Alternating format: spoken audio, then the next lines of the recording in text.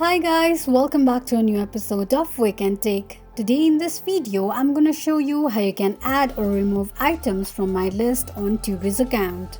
Keep watching the video till the end. To add or remove items from list on Tubi's account, firstly go ahead and launch open your Google search. On the search box at the top, type in tubitv.com and make a search. The official page of Tubi's account will appear on the screen. Sign into your account using your login credentials and you'll end up on the home page of your Tubi's account. From the home page, click on your profile icon at the top right corner of the page. From the drop down, click on Account Settings. On the next page, click on Continue Watching and My Lists and then tap on My Lists.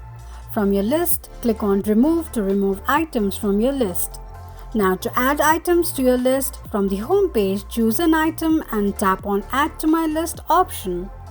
This is how you can add or remove items from my list on Tubi's account quickly and easily, just in few steps. If you have any thoughts or queries, let us know in the comments section. Don't forget to subscribe to our channel. Also press the notification bell icon so that YouTube will notify you whenever we post a new video. I hope this video was helpful to you.